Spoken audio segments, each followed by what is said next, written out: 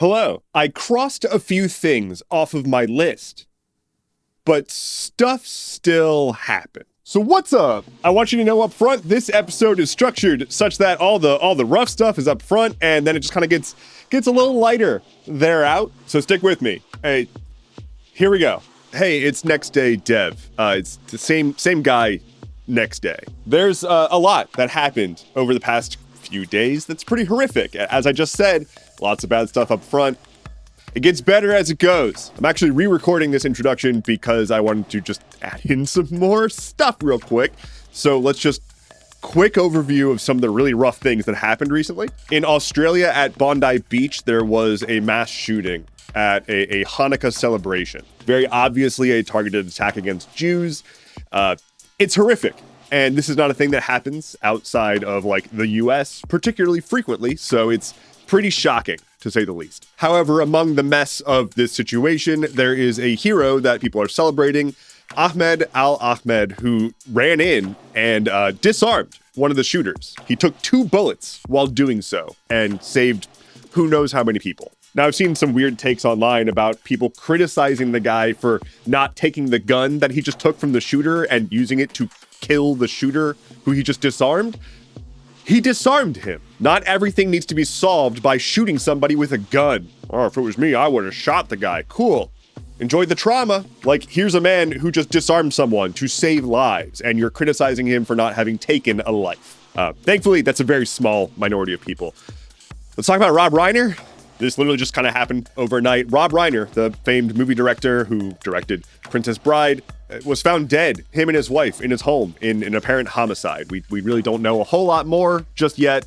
That's a thing. There was also a shooting at Brown University here in the States. The shooter's still at large, despite the president of our country stating publicly that the shooter was captured. That was not true. That was not true. There's been an ongoing war in Sudan for years that's been causing a massive humanitarian crisis, possibly the biggest ever. But recently, the RSF, one of the major militias in the area that's basically backed by the UAE, slaughtered 60,000 people in one town over the course of just a few weeks.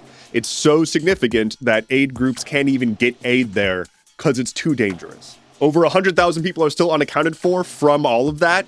It's a massive crisis, and there's not a whole lot we can do, which makes me feel very powerless, and I'm sure makes you feel very powerless as well. It's important to know that these are things that are happening, but it's also important to remember that we can't just fix it. Like, that is the problem with being a human. So the first step is being aware that these things are happening. And the next step is making sure folks in your life know as well. It's never a comfortable conversation to have, but we won't ever have change until people are actually aware of how the world works. Thanks for getting through that with me. Let's move on. I promise it gets better. It's going to be rough first, but then it gets better. So the US government under President Trump and his just gaggle of ghouls have been chasing down people in the streets who are not white and demanding immigration papers and then taking them to makeshift prisons. Often there's just no due process whatsoever. Sometimes they're showing up at a courthouse where someone's trying to do their immigration meeting and they get arrested and thrown into a prison. Prisons that have basically no oversight. And in the case of the infamous Alligator Alcatraz in Florida, worse oversight than a standard ICE facility. Because Alligator Alcatraz, which is actually the Everglades detention facility, is not a federal facility. It's a state facility. The state of Florida is using funds from FEMA to build a concentration camp. And the reports coming out of there are horrific. Now, before I get into that, you might be confused because there was a big story about how a judge had ordered for Alligator Alcatraz to be shut down. That didn't happen because that order was shut down. So it's been a thing, and it is still a thing. Inside the facility are cages packed with 32 people to a cage. Mosquitoes are running rampant. There's basically no working plumbing, so feces are just spilling out of the toilets and seeping everywhere. One of the most eye-popping things to come out of this is literal torture. There's apparently a thing called the box that's like a tiny metal cage that inmates at this facility get strapped into, shackled to, and left out in the elements for hours up to a day at a time. That is torture. That's torture. It does not matter anything about anyone's legal immigration status. This is not acceptable. Even the most self-serving take on this should be that, hey, maybe the government shouldn't have the ability to do this to people who have not been found guilty of a crime. Being brown and here at the same time and found by an ICE officer while doing so is not a crime. Meanwhile, over in Texas at Fort Bliss, there's been reports of abuse, sexual abuse, and even forcing detainees to climb over the border wall to secretly deport them. One teenager from that facility was taken to the hospital after guards beat and abused him so badly that he had broken teeth and severe testicular trauma. I don't think that's helping our country. Anyway, the Department of Homeland Security's response is, nuh-uh. Here's a quote from the DHS Assistant Secretary, Tricia McLaughlin. Quote, any claim that there are inhumane conditions at ICE detention centers are categorically false. No detainees are being beaten or abused. Remember the hospitalized inmate? Anyway, moving on, continuing the quote. Quote, no lawbreakers in the history of civilization have been treated better than illegal aliens in the United States. Get a grip. I don't want to just sit here and say that these people are overtly evil. I also don't know what takeaway we're supposed to have besides that. I have watched every day as human lives have been destroyed, and I've been told by our officials to not care about that. And then I see people who are supporting this saying, haha, that's what I voted for. They need to do worse things to these people. Like, hey, that's awful. You're a bad person. But I also want to be very clear that I've seen a lot of tides turning about this, and I've seen a lot more resistance from people who thought that this was going to be different. I don't know why they thought it was going to be different, but they're finally now waking up to the fact that, hey, maybe running on a platform of mass deportation now doesn't result in the best administration. But here is a little bit of good news. We're starting to trend upwards, I promise. Because among all this immigration madness, Kilmar Abrego Garcia, the man who was, quote, mistakenly deported to the one country he wasn't supposed to be deported to, is back home. As a very quick recap, Kilmar Abrego Garcia was hanging out in front of a Home Depot looking for work when ICE agents arrested him. They used his bull's hat to say that he was a gang member, and then they deported him to CICAT, the torture prison in El Salvador. And then it came out that that was the one country that he was not supposed to be deported to if he was deported, which he wasn't supposed to be. To which the US government was like, no, he's a gang member. And also now that he's there already, we can't do anything to bring him back. And then he was brought back. Then when he was brought back, the Department of Justice was like, he will never go free on US soil. That's a quote. That is wild. This is a dude who was hanging out at a Home Depot looking for work as a day laborer. He's never gonna go free on US soil. Come on, you guys. It is embarrassing how much energy has been put into things that don't fucking matter and just make everything worse. So yeah, he gets back here. They're like, he's never gonna go free. And the US government continuously tries to deport the man to 3 different countries, this time in Africa. All the while, Abrego Garcia and his lawyers were saying, hey, he'll move to Costa Rica if you want him to. And officials from Costa Rica were like, sure, yeah, we'll take him.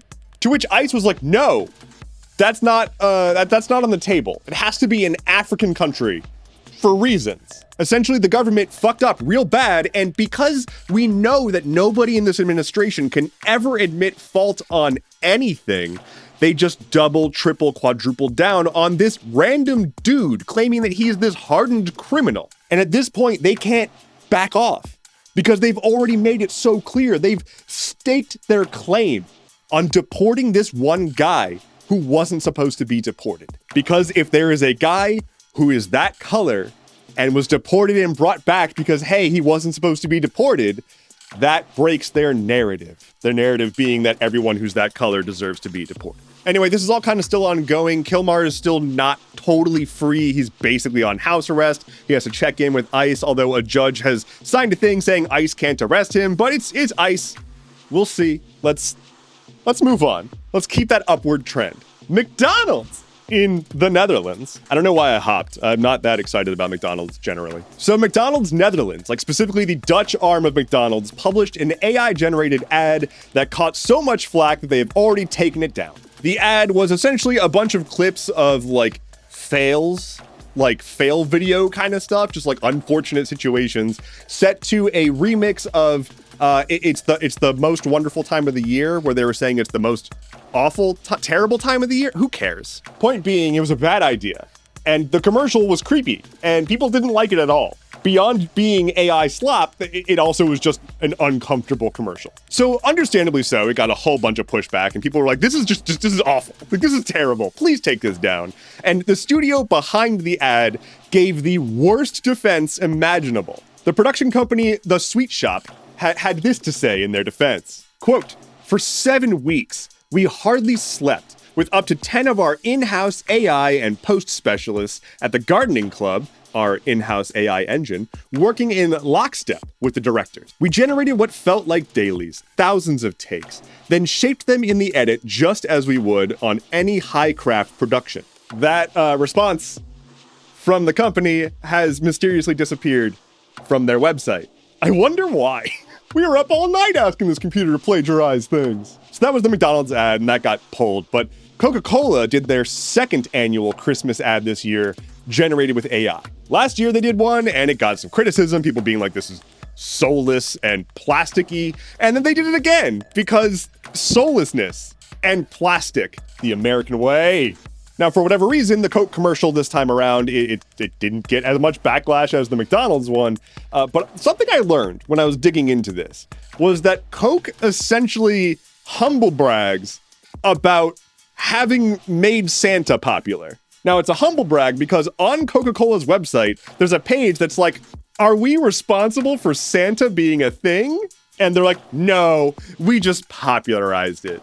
They argue that that the reason that Santa is how we know him today is because they commissioned an artist to do a bunch of ads for Coke that depicted Santa as the way he is today, and that was distributed all over the place because Coke ads. They did not invent the original Santa, and also it's debatable as to whether or not their ads are the reason that people know Santa today.